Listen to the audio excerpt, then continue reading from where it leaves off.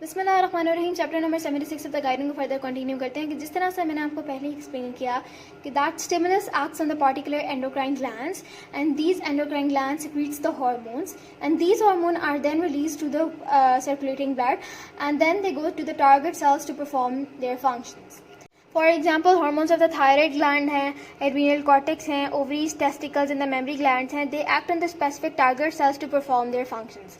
But that is not the case with the growth hormone. Growth hormone specific target cells पर act नहीं करता, but it exerts its effects directly on all or almost all the tissues of the body. Growth hormone promotes the growth of the many body tissues. यहाँ पर ये बताया हुआ है कि ग्रोथ हार्मोन को सोमेटोट्रॉफिक हार्मोन भी कहा जाता है and it is a small protein molecule. इसकी कंपोजिशन की बात की जाए तो it is composed of 191 amino acid and it has a molecular weight of 22005। फिर यहाँ पे इसके जो है वो कुछ फंक्शंस के बारे में बताया हुआ है कि it causes the growth of almost all the tissues of the body. फिर साइज को इंक्रीज करने में हेल्प करता है, it produces greater number of the cells and specific differentiation of certain types of the cells such as bone growth and early muscle cells. यहाँ पर उन्होंने इस ग्राफ को एक एक्सपेरिमेंट के थ्रू एक्सप्लेन किया हुआ है। First of all they took 2 littermate rats. एक को उन्होंने डेली इंजेक्शन देना स्टार्ट कर दिया ग्रोथ हार्मोन का, and other did not receive any growth hormone and marked differences आना शुरू हो गए in the rat which has been given the growth hormone as compared to the rat which has not been given the growth hormone. Childhood stage में भी differences आना शुरू हो गए एंड अडल्टहुड स्टेज में भी डिफरेंसेस आना शुरू हो गए। अगर चाइल्डहुड स्टेज की बात की जाए तो all the organs of the body increase proportionately in size, लेकिन जब अडल्टहुड रीच हो गई तो most of the bone stop lengthening, लेकिन जो सॉफ्ट टिश्यूज होते हैं वो फिर भी ग्रो कर रहे होते हैं।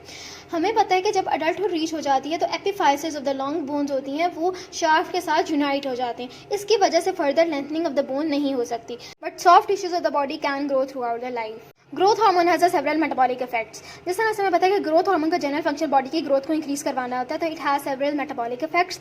The first and the foremost important metabolic effect of the growth hormone is increase rate of the protein synthesis in most cells of the body.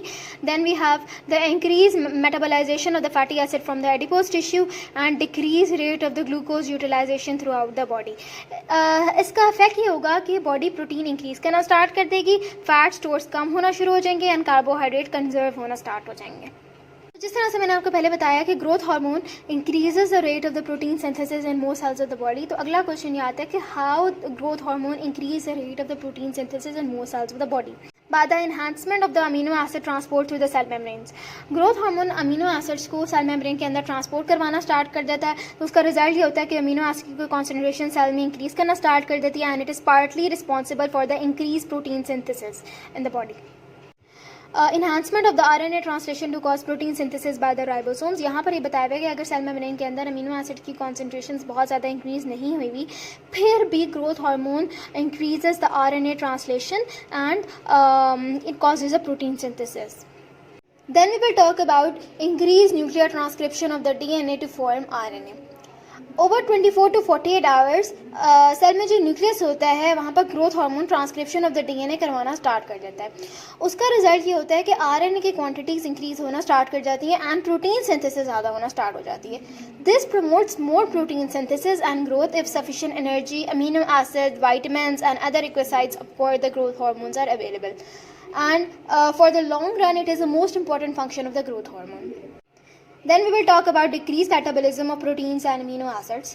जिस तरह से हमने पढ़ा कि इंक्रीज आरएनए ट्रांसलेशन से, increase nuclear transcription of DNA से protein synthesis ज़्यादा होना स्टार्ट हो जाती है। So another major cause for the enhancement of the body protein is decrease catabolism, यानी decrease break down of the proteins. So अब ये क्वेश्चन आता है कि प्रोटीन्स की कैटाबोलिज्म ही नहीं हो रही है, so how the body is getting energy to perform the metabolic functions. तो इसका रीज़न ये है कि growth hormone metabolises large quantities of the free fatty acids from the adipose tissue and these are used to supply most of the energy for the body cells and thus they act as a protein sparer. To conclude हम ये कह सकते हैं कि growth hormone amino acid Uptake को ज़्यादा करवाता है, as a result protein synthesis ज़्यादा हो जाती है एंड कैटाबोलिज्म ऑफ प्रोटीन को डिक्रीज कर देता है। Growth hormone enhances fat utilisation for the energy. Growth hormone adipose tissues से फ्री फैटी एसिड को रिलीज करवाता है और उसका रिजल्ट ये होता है कि there is an increase in the concentration of the fatty acids in the body fluids and growth hormone का जो सेकेंड मेजर फंक्शन ये होता है कि उन फैटी एसिड्स को एसिटाइल को एंजाइम में कन्वर्ट कर देता है। So fat is use for the energy in preference to the use of the carbohydrates and the proteins. फिर इस पैराग्राफ में ये बताया हुआ है कि जो ग्रोथ हार्मोन होता है वो anabolic effect of the proteins को इंक्रीज करवा देता है, कैटाबॉलिज्म ऑफ प्रोटीन्स को डिक्रीज करवा देता है, इंक्रीज फैट यूटिलाइजेशन करवा देता है, तो that causes an increase in the lean body mass, और जो मोबिलाइजेशन ऑफ द फैट्स होती है it requires several hours to occur, और जो enhancement of the protein synthesis है वो मिनट्स में हो जाती है। Then we will talk about the ketogenic effects of the excessive growth hormones.